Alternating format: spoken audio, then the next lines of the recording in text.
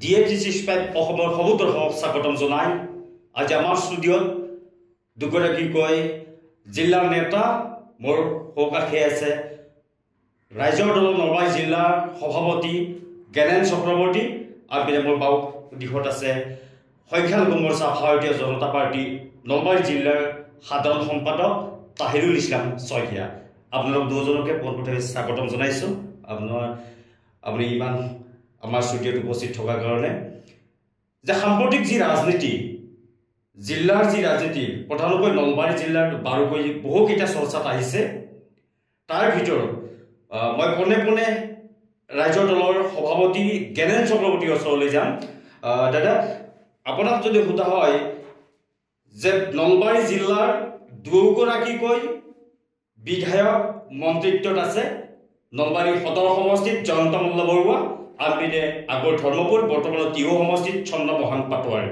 যদি আপোনাক সোধা হয় যে এই দুয়োগৰাকী মন্ত্ৰী কাৰ্যকালত কিমান সফল আৰু কিমান বিফল এইকাৰণে কৈছোঁ এগৰাকী আপুনি সমাজ হিতহী আৰু বিভিন্ন সময়ত আপোনাৰ যি কণ্ঠ প্ৰতিবাদী কণ্ঠ দেখিছোঁ আৰু সমাজৰ হিতাৰ্থে আমি যথেষ্ট নিয়োজিত হৈছে তেনেস্থলত আপুনি লক্ষ্য কৰি এই দুয়োগৰাকী মন্ত্ৰী যদি সোধা হয় যে সফল আৰু বিফল কি হ'ব? নমস্কাৰ। গুৱাহাটীৰ পৰা অৰ্থাৎ দিছপুৰৰ পৰা অসমৰ ৰাজধানী দিছপুৰৰ পৰা নলবাৰীলৈ মাত্ৰ 67 কিলোমিটাৰ। স্বাধীনতাৰ পিছত নলবাৰী জিলা গঠন হৈছিল 1984-85 চনত। এই 1984-85 চনৰ পিছত আজি 24-16 মোটামুটি 40 বছৰত 40টা বছৰত অসমৰ ৰাজধানীত অসমত শাসনত আছে কংগ্ৰেছ আছে কেইটামান বছৰৰ কাৰণে অগপ আছে এতিয়া বিজেপি নেতৃত্বাধীন চৰকাৰ এখন আছে আৰু এই বিজেপি নেতৃত্বাধীন চৰকাৰখনত অগপও আছে অসম গণ পৰিষদো আছে কিন্তু আমি এটা কথা লক্ষ্য ৰাখিছোঁ যে এই স্বাধীনতাৰ পিছত ওচৰত থকা অসমৰ ৰাজধানীখনৰ ওচৰত থকা এখন জিলা যিখন জিলাৰ উন্নয়ন কোনেও নকৰিলে এই জিলাখনত এটা ৰাষ্ট্ৰীয় পৰ্যায়ৰ ৰাজ্যিক পৰ্যায়ৰ এটা কল কাৰখানা নাই কোনো ফেক্টৰী নাই কোনো উদ্যোগ নাই মানুহৰ ইনকামটো হ'ল অকল উপাৰ্জনৰ চ'ৰ্চটো অকল খেতি কৃষি কৃষিৰ ক্ষেত্ৰতো যদি তেওঁলোকে যদি গুৰুত্ব দিলে হয় আজি নলবাৰী জিলাখনৰ ৰাইজে এই কথাখিনি ভবাৰ অৱকাশ নাহিলেহেঁতেন যোৱাটো কাৰ্যকালত অৰ্থাৎ 2021 চনত যিটো নিৰ্বাচন হৈছিল নলবাৰী জিলাৰ 3টা সমষ্টি আছে 3টা সমষ্টিৰ 2টা সমষ্টি শাসকীয় দলে পাইছে অৰ্থাৎ বিজেপি দলে পাইছে সেই দুয়োগৰাকী কেবিনেট মন্ত্ৰী হৈছে ইয়াৰ আগতো কংগ্ৰেছৰ দিনতো এই নলবাৰী জিলাৰ পৰা এগৰাকী মন্ত্ৰী আছিল আমি দেখিছিলোঁ আনকি তেখেতে কেইটামান দিনৰ কাৰণে অসমৰ মুখ্যমন্ত্ৰীও হৈছিল কিন্তু নলবাৰী জিলাৰ ৰাইজৰ অৱস্থা কিন্তু আজিও সেই অৱস্থাতে থাকিল সেইকাৰণে আমি ভাবোঁ মই ৰাজনৈতিক কথাখিনি ৰাজনৈতিক দলৰ এটা ৰাজনৈতিক দলৰ জিলা সভাপতি হিচাপে কথাখিনি কোৱা নাই মই নিৰপেক্ষভাৱে কৈছোঁ যে আমি কিন্তু প্ৰতিটো ৰাজনৈতিক দলৰ প্ৰতিটো সাহসীয় দলৰ ক্ষেত্ৰতে আমি নলবাৰী জিলাবাসী ৰাইজ কিন্তু উপেক্ষিত হৈ আছোঁ এই কথাখিনি এইকাৰণে কৈছোঁ যে মাত্ৰ 67 কিলোমিটাৰ দূৰত এই জিলাখনৰ ৰাইজে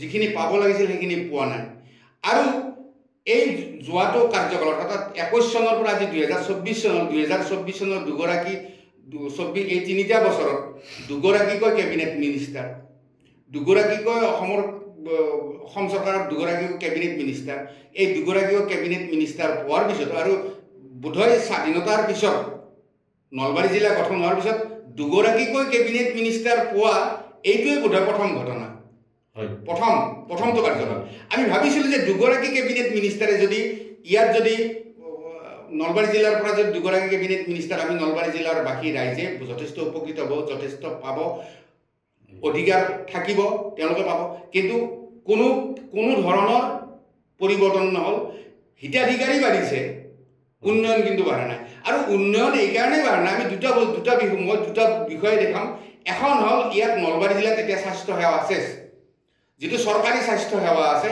সম্পূৰ্ণৰূপে শেষ। আৰু বাকী সামাজিক ক্ষেত্ৰত এই যে নলবাৰী কলেজ ফিল্ডখন যদি আমি চাওঁ, আজি 25-30টা বছৰে কি অৱস্থাত আছে। গতিকে মই ভাবোঁ ইয়াত হিতাধিকাৰীৰ সৃষ্টি হৈছে, হিতাধিকাৰীৰ জৰিয়তে ভোটাৰক আকৰ্ষিত কৰিবলৈ বিচৰা হৈছে। তাত বাহিৰে নলবাৰী জিলাবাসী ৰাইজৰ কোনো ধৰণৰ উন্নতি হোৱা। আপুনি এক প্ৰকাৰ ক'ব বিচাৰে যে স্বাধীনতাৰ পিছৰে পৰা যি ৰাজনৈতিক দলে চৰকাৰ গঠন কৰিলে, কংগ্ৰেছ দলেই হওক, অসম গণ পৰিষদেই হওক, ভাৰতীয় জনতা পাৰ্টি, যে এই দলৰ ফালৰ পৰা যি নলবাৰী জিলাৰ পৰা মন্ত্ৰিত্ব পাইছিল, নীলমণি চেণ্ডেকা আছিলে, ভূমিধৰ বৰ্মন আছিল, তাৰপিছত চন্দ্ৰমোহন পাটোৱাৰী, চন্দ্ৰমোহন পাটোৱাৰী বহু বছৰ কাল পালে, তাৰ জয়ন্ত মল্ল বৰুৱা। তাৰমানে আপুনি আটাইকেইগৰাকী বিফল এক প্ৰকাৰ জিলাখন উন্নয়ন কৰাৰ ক্ষেত্ৰত আপুনি ক'ব বিচাৰে? নিশ্চিতভাৱে এই কথা। আৰু জিলাখনৰ তেওঁলোক তেখেতসকল কেবিনেট মিনিষ্টাৰসকল তেখেতসকল ব্যক্তিগতভাৱে কিমান সফল হৈছে আমি নাজানো, কিন্তু নলবাৰী জিলাবাসী ৰাইজে পাবলগীয়াখিনিৰ ক্ষেত্ৰত কিন্তু আজি স্বাধীনতাৰ এই ৭৭-৭৮ বছৰে উপেক্ষিত হৈ আছে। কি ক'ব তাহিৰুল ইছলাম, সংখ্যালঘু মৰ্চাৰ নলবাৰী জিলা সাধাৰণ সম্পাদক জ্ঞানেন চক্ৰৱৰ্তী ডাঙৰে যিখিনি কথা ক'লে, এক প্ৰকাৰ জয়ন্ত মল্ল বৰুৱাই হওক, চন্দ্ৰমোহন পাটোৱাৰীয়ে হওক, এক প্ৰকাৰ বিফল হৈছে জিলা উন্নয়নৰ, জিলা সৰ্বাংগীন উন্নয়নৰ ক্ষেত্ৰত, কি ক'ব? পোনপ্ৰথমে মোৰ ফালৰ পৰা আপোনাক এই অনুষ্ঠানত মাতি মোক আমাৰ মন্ত্ৰী দুজনৰ যি কাৰ্যপন্থা সেইখিনি দিয়াৰ বাবে মই আপোনাক আন্তৰিক শুভেচ্ছা জনালোঁ। পোনপ্ৰথমে মই আমাৰ সন্মানীয় ৰাইজৰ দলৰ সন্মানীয় সভাপতিক মই এটা কথা উনুকিয়াই দিছোঁ। স্বাধীনতা কাৰ্যকালৰ পৰা যে নলবাৰী জিলাত দুজন মন্ত্ৰী বুলি কৈছে, আগতো আছিলে অসম গণ পৰিষদত থাকোঁতে সেই সময়ত সন্মানীয় স্বৰ্গীয় নগেন শৰ্মা ডাঙৰীয়া, ৰেখানী দাস বড়ো ডাঙৰীয়া আৰু আমাৰ ধৰ্মপুৰ সমষ্টিৰ বৰ্তমানৰ মন্ত্ৰী চন্দ্ৰমোহন পাটোৱাৰী ডাঙৰীয়া মন্ত্ৰী আছিলে। আৰু সেই সময়ত অসম গণ পৰিষদৰ বৰক্ষেত্ৰী সমষ্টিৰ সন্মানীয় অধ্যক্ষ পুলকেশ বৰুৱা ডাঙৰীয়া আছিলে। গতিকে মই সেইখিনি কথা তেখেতক মই উনুকিয়াই দিছোঁ। আৰু এইবাৰ আমি সৌভাগ্যৱান, নলবাৰীৰ তিনিটা সমষ্টিৰ বিভক্ত হোৱাৰ পিছত নলবাৰী জিলাত 3টা সমষ্টি আছে। নলবাৰী সদৰ সমষ্টি, বৰ্তমান ধৰ্মপুৰৰ নামটো টিহু সমষ্টি হৈছে আৰু বৰক্ষেত্ৰী সমষ্টি। গতিকে আমাৰ শাসনত থকা দুজন MLA আছে আৰু বৰ্তমান MLA দুজন আমাৰ কেবিনেট পৰ্যায়ৰ মন্ত্ৰী, তেওঁলোকে সফল মন্ত্ৰী বুলি মই এইকাৰণে ক'ম। এখেতে কৈছে যে নলবাৰী গুৱাহাটীৰ পৰা 67 কিলোমিটাৰ, কিন্তু আমি জানো আগতে নলবাৰীৰ পৰা আমি গুৱাহাটীলৈ যোৱাতে প্ৰায় 1.5-2 ঘণ্টা 3 ঘণ্টা সময় লাগিছিল। এতিয়া আমাৰ ৰাস্তা ঘাট উন্নয়নৰ কাৰণে আমি 1 ঘণ্টাতে আমি নলবাৰীৰ পৰা গুৱাহাটী আমি উপস্থিত হ'ব পাৰোঁ। বিশেষকৈ যে নলবাৰীৰ আমাৰ হাইৱে, আমাৰ অভাৰব্ৰিজ, তাৰপিছত আৰু ৰাস্তাৰ যিটো 4-লেন হাইৱে, এনেকুৱা সুবিধাৰ কাৰণে চেণ্ট্ৰেল চৰকাৰ 4-লেন হাইৱেৰ পৰা আমাৰ বিভিন্ন উপকৃত হৈছে। আমি এটা কথা জানো, আগতে আমি কংগ্ৰেছ বুলি কওঁতে কংগ্ৰেছ মানে আপুনি ক'ব বিচাৰে যে বাটপথৰ উন্নয়নে জিলাখনৰ সৰ্বাংগীন উন্নয়ন, আনপিনে যে জয়ন্ত মল্ল বৰুৱাই হওক, চন্দ্ৰমোহন পাটোৱাৰীয়ে হওক সফল বিভিন্ন কাৰ্যপন্থা আছে, যেনে আমাৰ ৰাস্তা ঘাট উন্নয়ন, তাৰপিছত আমাৰ যিটো সমাজ ব্যৱস্থাৰ ৰাস্তা ঘাট উন্নয়ন, তাৰপিছত বাণিজ্যিক, তাৰপিছত আমাৰ শিক্ষা, তাৰপিছত আমাৰ স্বাস্থ্য, এইবিলাক যেতিয়া আমাৰ জিলাখনত উপকৃত হ'ব, নিশ্চয় অনুক্ৰমে আমাৰ ৰাজ্যখন উন্নত হ'ব। জিলাখন উন্নত হোৱা মানে আমাৰ ৰাজ্যখন উন্নত হোৱা। গতিকে মই এই হিচাপত ধৰ্মপুৰ সমষ্টিৰ, বৰ্তমান টিহু সমষ্টিৰ সন্মানীয় বিধায়ক চন্দ্ৰমোহন পাটোৱাৰী ডাঙৰীয়া আৰু নলবাৰী সদৰ সমষ্টিৰ সন্মানীয় বিধায়ক তথা কেবিনেট মন্ত্ৰী মাননীয় জয়ন্ত মল্ল বৰুৱা ডাঙৰীয়াক মই সফল মন্ত্ৰী বুলি ক'বই লাগিব। কাৰণ কিয় ক'ব লাগিব, আপোনালোকে জানে যে জয়ন্ত দা আজি 2 বছৰ আগতে মন্ত্ৰী হৈছিল। তেওঁ আগত MLA নাছিল, এবাৰ আছিল কংগ্ৰেছৰ দিনত, তেওঁ বিধায়ক আছিল। আৰু মাননীয় ধৰ্মপুৰ সমষ্টিত বৰ্তমান টিহু সমষ্টিৰ সন্মানীয় বিধায়ক তথা মাননীয় চন্দ্ৰমোহন পাটোৱাৰী ডাঙৰীয়া, সেই সময়ৰ সৰ্বানন্দ সোণোৱাল ডাঙৰীয়াৰ নেতৃত্বত কেইবাটাও বিভাগৰ গুৰুত্ব দায়িত্ব মন্ত্ৰী লাভ কৰিছিল। আৰু এইবাৰ আমাৰ সন্মানীয় হিমন্ত বিশ্ব শৰ্মা ডাঙৰীয়াৰ নেতৃত্বত তেওঁ বন, সংখ্যালঘু উন্নয়ন দপ্তৰ আৰু এক্ট পলিচিৰ বিভাগত দায়িত্বত নিয়োজিত হৈ আছে। মই এই কথাটো ক'ম যে নলবাৰী উন্নয়নৰ ক্ষেত্ৰত এই নলবাৰী মেডিকেল কলেজ, নলবাৰীৰ ৰাস্তা ঘাট উন্নয়ন, নলবাৰীৰ অভাৰব্ৰিজ, ধৰ্মপুৰ সমষ্টিৰ পেপচি কোম্পানী আৰু বৰক্ষেত্ৰী সমষ্টিৰ সংখ্যালঘু উন্নয়ন ছাত্ৰ ছাত্ৰী আৱাস স্কুল আমাৰ এই ভাৰতীয় জনতা পাৰ্টীৰ চৰকাৰখনৰ নেতৃত্বত এইখিনি আগবাঢ়ি আছে আৰু বিভিন্ন কৰিব লগা আছে সময় অনুপযোগী আমাৰ 2জন MLA আৰু বৰ্তমান ৰাজ্যৰ কেবিনেট মন্ত্ৰী জয়ন্ত মল্ল বড়ো ডাঙৰীয়া আৰু চন্দ্ৰমোহন পাটোৱাৰী ডাঙৰীয়াই এইখিনি কাম তদাৰক কৰি আছে আৰু আগন্তুক কাৰ্যকালত কিছু কাম সমাপন হ'ব বুলি আমি ক'ব পাৰোঁ আৰু এইটো উল্লেখযোগ্য মাননীয় জয়ন্ত মল্ল বড়ো ডাঙৰীয়াক আপোনালোকে ধন্যবাদ দিব লাগিব বিভিন্ন কিছু আমাৰ পানীৰ কাৰণে বানপানী আমাৰ যিটো বৰষুণৰ কাৰণে আমাৰ নলবাৰী টাউনখন একাঠো পানী হয় কিয় হয় এইটো পানীৰ যিটো এইটো মানে পানী নিষ্কাশনটো যাব পৰা নাছিলে গতিকে ইমান ডাঙৰ এটা প্ৰজেক্ট 106 কোটি টকাৰ এইটো প্ৰজেক্ট সন্মানীয় বিধায়ক তথা কেবিনেট মন্ত্ৰী মাননীয় জয়ন্ত মল্ল বড়ো ডাঙৰীয়াৰ নেতৃত্বত বৰ্তমান কাম মানে সম্পূৰ্ণ তীব্ৰ গতিত কাম চলি আছে সম্পূৰ্ণ কাম যেতিয়া শেষ হ'ব তেতিয়া আমাৰ এই নলবাৰী টাউনৰ এই পানীৰ সমস্যাটো সমাধান হ'ব বুলি আশা কৰিব পাৰি ধন্যবাদ আপোনাক আৰু এটা কথা কওঁ যে উন্নয়নৰ ক্ষেত্ৰত মুখ্যমন্ত্ৰী হিমন্ত বিশ্ব শৰ্মাই নলবাৰী সদৰ সমষ্টিত যিমান চৰকাৰী কাৰ্যসূচী ল'লে কিন্তু আৰু পিনে ধৰ্মপুৰ বৰ্তমান টিহু সমষ্টিত চন্দ্ৰমোহন পাটোৱাৰী সমষ্টিত ঠিক তেনেকুৱা ধৰণে হিমন্ত বিশ্ব শৰ্মাক চকুত নপৰে এনেকুৱা ধৰণৰ যে জয়ন্ত মল্ল বৰুৱা সমষ্টি যেনেকুৱা ধৰণে তেওঁ সভা সমিতিত আহে বা চৰকাৰী কাৰ্যসূচী লৈ আহে যে চন্দ্ৰমোহন পাটোৱাৰী ধৰ্মপুৰ সমষ্টি এতিয়া বৰ্তমান টিহু সমষ্টিৰ হিমন্ত বিশ্ব শৰ্মা ডাঙৰীয়াক ঠিক তেনেকুৱা ধৰণে চৰকাৰী কাৰ্যসূচী লৈ হোৱা পৰিলক্ষিত নহয় ইয়াৰ কাৰণ যে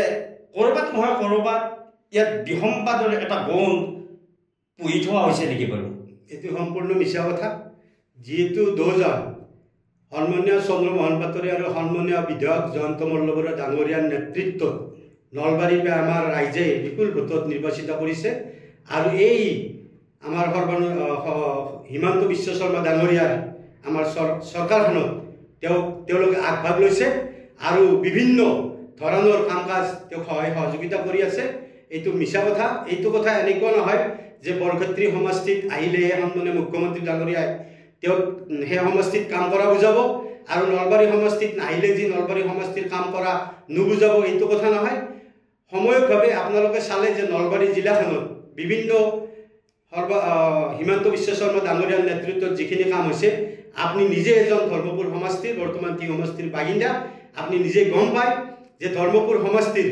এটা আমেৰিকাৰ নিচিনা পেপচি কোম্পানী আপোনাৰ ধৰ্মপুৰ সমষ্টিত শিলাগুটিত শিলকখনিত বৰ্তমান চলি আছে আৰু বৰক্ষেত্ৰী সমষ্টিত যিটো আমাৰ সংখ্যালঘু সম্প্ৰদায়ৰ ছাত্ৰ ছাত্ৰীৰ আৱাস স্কুল 30 কোটি 81 লাখ সমাপন নহ'লহেঁতেন গতিকে এইটো আপুনি নিশ্চয় এইটো আপুনি জানে গতিকে নলবাৰীত তিনিটা সমষ্টিত সমভাৱে সন্মানীয় মুখ্যমন্ত্ৰী ডাঙৰীয়া আগবঢ়াই নি আছে আপোনালোকে যিটো নলবাৰীৰ উন্নয়নৰ কথা যিটো আলোচনা কৰিছে এই দলং নিৰ্মাণ ৰাস্তা ঘাট নিৰ্মাণ আমি যেতিয়া ভোট দিওঁ ভোটাৰে যেতিয়া ভোট দিয়ে এই কথাখিনি তেওঁলোকক ক'বই নালাগে যে দলং নিৰ্মাণ কৰি হ'ব ৰাস্তা ঘাট নিৰ্মাণ হ'ব এইটো তেওঁলোকৰ দায়িত্ব MLA সকলৰ যি দলৰে নহওক যি ৰাজনীতিতে নহওক সাহসীয়ে হওক বিৰোধীয়ে হওক কিন্তু কথাটো হ'ল নলবাৰীত আমাৰ তাহিৰ ইছলাম শইকীয়া ডাঙৰীয়াই কৈছে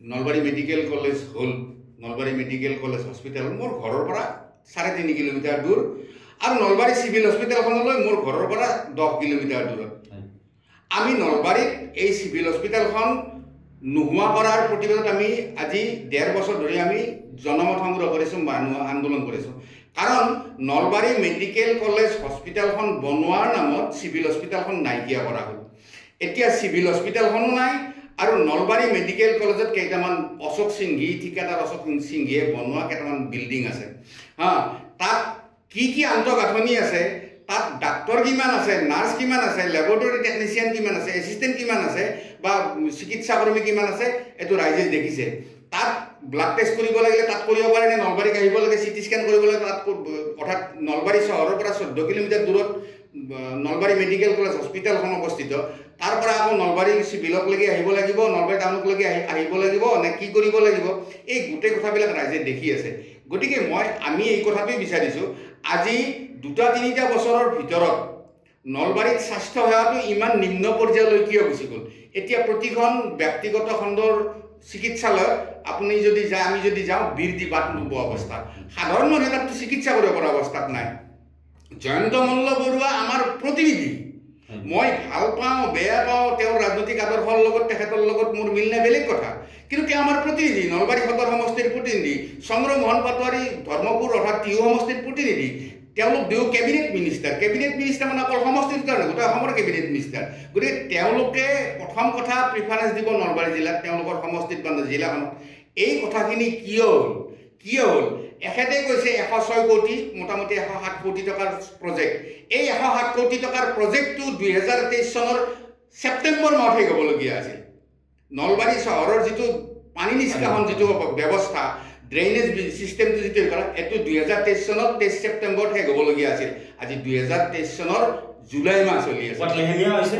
লেহেমীয়াটো বাদ দিয়ক, আজি 2 বছৰৰ ভিতৰত আৰু এই বছৰ এই যোৱা বৰষুণৰ পানীত কৃত্ৰিম বানপানী হয়। আগতে তৰুণ গগৈ কৈছিল আমেৰিকাতো বানপানী হয়, অসমতো বানপানী হয়। এইবিলাক কথা আমাক নালাগে। বানপানী কিয় হয়? বানপানী কৃত্ৰিম বানপানী আৰু প্ৰাকৃতিক বানপানীৰ হৈ ওকালতি কৰা মানুহে এতিয়া ওলাই গ'ল। সেইকাৰণে দুৰ্ভাগ্যজনক কথা, আমি ওকালতি কৰিছোঁ, কোনোবাই বিৰোধিতা কৰিছে, কোনোবাই ওকালতি কৰিছে। বানপানীৰ হৈ ওকালতি কৰিবলগীয়া কি কথাটো আছে? নলবাৰী চহৰখন নৰকত পৰিণত হ'ল। জয়ন্ত মল্ল বৰুৱাৰ নিজৰ গোটেই জিলাখনৰ একমাত্ৰ সদৰ চহৰ। নলবাৰী জিলাত বাকী তেনেকুৱা উল্লেখযোগ্য চহৰ নাই। টিহুখন অকণমান চহৰ হিচাপে আছে, বাকী কোনো চহৰ নাই। নলবাৰী জিলাৰ একমাত্ৰ উল্লেখযোগ্য চহৰখন নৰকত পৰিণত হ'ল। নলবাৰী চহৰৰ 17টা সমষ্টিত 17টা ৱাৰ্ডত বিজেপিৰে শাসকীয় দলৰে ৱাৰ্ড কমিশ্যনাৰ। তাৰপিছত নলবাৰী চহৰখন, নলবাৰী জিলাৰ যিখন সদৰ ঠাই, য'ত মানুহে সদায় আহিব লাগে, সেই সদৰ ঠাইখনত যদি এই অৱস্থা হয়, সেইকাৰণে কৈছোঁ যে উন্নয়ন মানে, আৰু যিখন আমাৰ তেখেতে শইকীয়াই কৈছে কি পেপচিকম, উৰণীয়া সেতু জয়ন্ত মল্লৰ দিনত নহয়, এইটো আগৰ বিধায়কৰ দিনত আৰম্ভ হোৱা। যিয়েই নহওক, আগৰ বিধায়ক কোন আছিল অসমৰ ৰাইজে জানে, নলবাৰী ৰাইজে জানে। যিয়েই নহওক, আৰু জয়ন্ত মল্ল বৰুৱা এইবাৰ দ্বিতীয়বাৰৰ কাৰণে জনপ্ৰতিনিধি হৈছে। গতিকে তেখেতে নলবাৰীৰ নাৰী নক্ষত্ৰ বুজি পাব লাগিছিল। কি অৱস্থা কৰি দিলে নলবাৰী চহৰখনত? কি অৱস্থা হ'ল? না ফুটপাথ আছে, না ৰাস্তা আছে, কেৱল পানী আছে, মেন হোল আছে, গাঁত আছে, আৰু বেলেগ কথা একো নাই, ইয়াত একো নাই। গতিকে এই কথাখিনি আমি কৰিছোঁ, তেখেতসকলে বেয়া পাব নালাগে। কথাবিলাক তেওঁলোকে যদি হৃদয়ংগম কৰে, আমি ৰাইজৰ দল, কংগ্ৰেছ, জাতীয় পৰিষদ এইবিলাক কৰাৰ কোনো প্ৰয়োজনেই নাই। আগত নগেন শৰ্মা আছিল, মিনিষ্টাৰ আছিল, চন্দ্ৰ মোহন পাটোৱাৰী মিনিষ্টাৰ আছিল, ৰেখাৰাণী দাস বড়ো মিনিষ্টাৰ আছিল। তেতিয়াতো সেই সময়ত যদি বিজেপি সেইখন চৰকাৰক সমৰ্থন দিছিল, লেফটে সমৰ্থন দিছিল। গতিকে অসমত বিজেপিৰ চৰকাৰ আজি 7 বছৰ 8 বছৰ নহয়, অসমত বিজেপিৰ চৰকাৰ মোটামুটি 10 বছৰ 27 বছৰ অসমত বিজেপিৰ সমৰ্থন, প্ৰত্যক্ষভাৱে বা পৰোক্ষভাৱে সমৰ্থন থকা চৰকাৰ 27 বছৰ আছে। গতিকে সেইকাৰণে আমি আহ্বান জনাইছোঁ, এই কথাবিলাক হৃদয়ংগম কৰক। ইয়াত দলং, আজি সেইদিনা নলবাৰীত কি কৰিছে, কেবিনেট মিটিং কৰিছে। কেবিনেট মিটিং কৰাত আমি ভাল পাইছোঁ, কিন্তু কেবিনেট মিটিং কৰিবলৈ আহিবলৈ 3000 টকা 2,000 টকা থালি কিয় হ'ব লাগে? 300 টকা খাই পেলাই, 300 টকাৰ ভাত খাই পেলাই কেবিনেট মিটিং কৰিব নোৱাৰি নেকি? তাত এদিন পিছত 24 ঘণ্টা পিছত অসমৰ মুখ্যমন্ত্ৰীয়ে স্পষ্টীকৰণ দিবলগীয়া হৈছে যে এইটোতো আমাৰ হেৰিত নাছিল। সেইকাৰণেই কৈছোঁ যে তেখেতে যিহেতু স্পষ্টীকৰণ দিবলৈ কৈছে, আমি প্ৰতিবাদ কৰিছোঁ। 3000 টকীয়া ভাত খাব নালাগে, 300 টকা ভাত খাওঁ, তেতিয়া ৰাইজে ভাল পাব। 300 টকা নহয়, 150 টকীয়া ভাত খাই পেলাই কেবিনেট মিটিং কৰক, তেওঁলোকৰ সন্মান বাঢ়িব, তেওঁলোকৰ গ্ৰহণযোগ্যতা বাঢ়িব। আমি সেই কথাটো কৈছোঁ। আৰু এই 3000 টকীয়া ভাত খাওঁতে 3000 টকাটো তেখেতৰ পকেটৰ পৰাতো যোৱা নাই, ৰাইজৰ কৰ কাতৰত টকা। গতিকে উন্নয়ন মানে ফ্লাইঅভাৰ বনোৱা, বিল্ডিং বনোৱা, এইটোৱেই উন্নয়ন নহয়, সেইটো উন্নয়নৰ ভিতৰত পৰিব, একমাত্ৰ উন্নয়ন নহয়। মানুহৰ জীৱন জীৱিকাৰ যিটো অৱস্থা হৈছে, সেই কথাটো চৰকাৰখনে কৰক, মানে হৃদয়ংগম কৰক। মই এটা সাধাৰণ উদাহৰণ দিছোঁ। মই নিজে অসমৰ নলবাৰী জিলাৰ কৃষি বিভাগৰ কাৰ্যালয়ত RTI কৰিলোঁ। মই বিচাৰিলোঁ যে নলবাৰী জিলাত PM কিষাণ নিধিৰ কিমানজন হিতাধিকাৰী আছে, কিমানগৰাকী ভুৱা হিতাধিকাৰী আছে, আৰু কিমানগৰাকী ভুৱা হিতাধিকাৰীয়ে পইচা ৰিটাৰ্ণ কৰিছে, ঘূৰাইছে। তেওঁলোকে উত্তৰ দিলে 1,23,000 কিমানজন হিতাধিকাৰী আছে PM কিষাণ নিধিৰ। তাৰে 48,000 গৰাকী ভুৱা বুলি তেওঁলোকে অফিচিয়েল হেৰিত পাইছে। আৰু মাত্ৰ 305 গৰাকীয়ে পইচাটো ৰিটাৰ্ণ কৰিছে। নলবাৰী জিলাত 1,23,000 যদি খেতিয়ক আছে, তাৰ 48 গৰাকী ভুৱা হিতাধিকাৰী। এই কথাবিলাক চাওক, অকল হিতাধিকাৰী সৃষ্টিৰে উন্নয়ন নহয়, অকল হিতাধিকাৰী স্বাস্থ্য সেৱা নলবাৰীত শেষ, স্বাস্থ্য সেৱা শেষ। আপোনাৰ এখেতক কিছু সময় দিব লাগিব, কিন্তু কথা হ'ল মই কথাৰ মাজত মই সাম্প্ৰদায়িক কথা এটা আনিছিলোঁ। সৰ্বাংগীন উন্নয়ন, সৰ্বাংগীন উন্নয়নত হিন্দু, মুছলমান, খ্ৰীষ্টান, জৈন, শিখ এইগিলাবিলাক আনিব নালাগে। মানুহৰ উন্নয়ন হওক। আৰু নলবাৰী জিলাত যদি কোনোবা যদি অবৈধ বিদেশী নাগৰিক আছে, তাক ডিটেকশ্যন কৰাৰ দায়িত্ব, তাক ডিপোৰ্ট কৰাৰ দায়িত্ব অসম চৰকাৰৰ, ভাৰত চৰকাৰৰ। তাৰ বাবে জনসাধাৰণক দুখ দি পেলাই লাভ নাই। নলবাৰী জিলাৰ সংখ্যালঘু এই যি মাইনৰিটি আমাৰ নলবাৰীত কেবিনেট হ'ল, চৰকাৰৰ কেবিনেট নলবাৰীত হ'ল, কিন্তু কেইবাটাও মন্দিৰত আপোনাৰ অনুদান দিয়া হ'ল। তাত মছজিদ, ঈদগাহ কোনো মন্দিৰত অনুদান দিয়ক, মছজিদতো অনুদান। মই মছজিদৰ কথাটো নাহিল বাৰু বেলেগ কথা, মই কথাটো ক'ব নাই। মন্দিৰত অনুদান দিয়াতকৈ, মছজিদত অনুদান দিয়াতকৈ এখন হস্পিটেল বনাওক, 2খন স্কুলত অনুদান দিয়ক, দিব। মন্দিৰত মছজিদতো অনুদান দিয়ক, দিব। কাৰণ আমি যিহেতু সেই কথাবিলাক এৰাই চলিব নোৱাৰোঁ। কিন্তু কথাটো হ'ল সেই কথাবিলাকক বাৰে বাৰে আমি টানি নিব নালাগে, কিন্তু তাৰ সমান্তৰালভাৱে সমভাৱে স্কুল, স্বাস্থ্য সেৱা আৰু শিক্ষা আৰু স্বাস্থ্য সেৱা যদি এখন দেশৰ, এখন ৰাজ্যৰ যদি গুৰুত্ব দিয়া হয়, উন্নয়নৰ মাপকাঠি তাতে আছে। আমি সেইটোৱে ভাবোঁ। ধৰ্মক অগ্ৰাধিকাৰ দিয়া নাই জানো চৰকাৰখনে? ধৰ্মক অগ্ৰাধিকাৰ তেওঁলোকে কথাটো জয়ন্ত মল্লই কেৱল মুছলমানকে গালি পাৰে, মিয়া মুছলমানকে গালি পাৰে, অথচ তেখেতৰ ব্যক্তিগত সেইগৰাকী মন্ত্ৰীটো নলবাৰী, ব্যক্তিগত গাড়ী চালকজন, তেখেতৰ ব্যক্তিগত এছিষ্টেণ্ট সহায়কাৰীজন কোন, কি সম্প্ৰদায়ৰ? এই কথাবিলাক বাৰে বাৰে কৈ থাকিব নালাগে। কিন্তু তেওঁলোকে গৈ আকৌ মুছলমান এৰিয়াত তেওঁলোকে নাচি বাগি ভোট বিচাৰে, এই কথাটো আমি দেখা দিব লাগে। আপুনি কৈছে যে UDFৰ সংক্ৰান্ততো কৈছে আৰু ভাৰতীয় জনতা পাৰ্টিৰ সংক্ৰান্ততো কৈছে। মই পোনপ্ৰথমে আপোনাক এইটো কথা কওঁ যে ভাৰতীয় জনতা পাৰ্টি কোনো সাম্প্ৰদায়িক দল নহয়। যদি ভাৰতীয় জনতা পাৰ্টি সাম্প্ৰদায়িক দল হ'লহেঁতেন, আমাৰ চেণ্ট্ৰেলতো চৰকাৰ আছে, ভাৰতীয় জনতা পাৰ্টিৰ নেতৃত্বত চৰকাৰ আছে, অসমতো আমাৰ কেইবাটা দলৰ নেতৃত্বত সন্মানীয় হিমন্ত বিশ্ব শৰ্মা ডাঙৰীয়াৰ নেতৃত্বত চৰকাৰ চলি আছে। গতিকে আমাৰ এই ভাৰতীয় জনতা পাৰ্টি কোনো সাম্প্ৰদায়িক দল নহয়। যদি সাম্প্ৰদায়িক দল হ'লহেঁতেন, তেতিয়াহ'লে সংখ্যালঘু উন্নয়ন দপ্তৰ ভাৰতীয় জনতা পাৰ্টিৰ নেতৃত্বতে চৰকাৰখনে উঠাই দিলেহেঁতেন। উঠাই দিয়া নাই নহয়। আৰু আমাৰ ভাৰতীয় জনতা পাৰ্টিৰ আমাৰ মূল মন্ত্ৰই হ'ল সবকা সাথ, সবকা বিকাশ, সবকা বিশ্বাস। গতিকে এই আৰ্হিত আমাৰ সমভাৱে অসমত কাম কৰি আছে। ভাৰতীয় জনতা পাৰ্টিৰ সংখ্যালঘু মৰ্চাই ভাৰতীয় জনতা পাৰ্টিৰ আস্থাভাজন হ'ব পৰা নাই নেকি এতিয়ালৈকে? এইকাৰণে ক'লো যে যোৱা লোকসভা নিৰ্বাচনৰ ফলাফলৰ পিছত নলবাৰী জিলাৰ একাংশ বিজেপি তৃণমূল পৰ্যায়ৰ কৰ্মীয়ে যেনেকুৱা ধৰণে সংখ্যালঘু মৰ্চাৰ নেতৃস্থানীয় লোকক যেনেকুৱা ধৰণে সামাজিক মাধ্যমে আক্ৰমণ কৰিছে, আৰু আনপ্ৰকাৰে কৈছে যে আচলতে ভাৰতীয় জনতা পাৰ্টিত এনেকুৱা ধৰণৰ যে আপোনাৰ এই যে সংখ্যালঘু মৰ্চা আচলতে নাৰাখিবই কৈছে। তাৰপিছত জিলা সভাপতিগৰাকীয়ে প্ৰতিক্ৰিয়া ব্যক্ত কৰিছে সামাজিক মাধ্যমৰ জৰিয়তে। কিন্তু আপোনালোকৰ তৃণমূল পৰ্যায়ৰ মাজত যদি এনেকুৱা ধৰণৰ বাক বিতৰ্ক চলি থাকিব, ইয়াৰ পিছত আপোনালোকৰ সংখ্যালঘু মৰ্চা ভাৰতীয় জনতা পাৰ্টিক কেনেকুৱা ধৰণে আস্থা লৈছে বাৰু? আমি চলাওঁ। আমাৰ সন্মানীয় সভাপতি শান্তিয়াজ কুজুৰ ডাঙৰীয়া আৰু সন্মানীয় ভাৰতীয় জনতা পাৰ্টিৰ সভাপতি হৰেশ কলিতা ডাঙৰীয়াৰ নেতৃত্বত আমাৰ সংগঠন চলে। আৰু নলবাৰী জিলাৰ সন্মানীয় সভাপতি মৃগাংক তালুকদাৰৰ নেতৃত্বত আমাৰ মূল বিজেপি তেখেত সভাপতি, তেখেতৰ নেতৃত্বত আমাৰ নলবাৰী জিলা সংখ্যালঘু মৰ্চা, আমাৰ সন্মানীয় সভাপতি ছবিৰ আহমেদ ডাঙৰীয়াৰ নেতৃত্বত আমি সংগঠন কৰি আছোঁ। যিটো ছ'চিয়েল মিডিয়া, এখন সামাজিক মাধ্যম, তাত বিভিন্ন প্ৰকাৰৰ মানুহে ক'ব পৰা বাক স্বাধীনতা আছে। গতিকে সেনেকুৱাকৈ কিছুমান ব্যক্তি, এইটো আমাৰ পাৰ্টিৰ নহয়, আমাক ঠাট্টা মস্কৰা কৰিছে, নকৰা নহয়। কিন্তু এইটো কথা ঠিক, তেওঁলোকো একোজন আমাৰ হয়তো আমি ভাৰতীয় জনতা পাৰ্টি আমাৰ সংখ্যালঘু সম্প্ৰদায়ৰ এইবাৰ যিমান আশা কৰিছিলোঁ সিমান ভোট দিব পৰা নাই কাৰণে হয়তো তেওঁলোকে আমাক উনুকাই দিছে।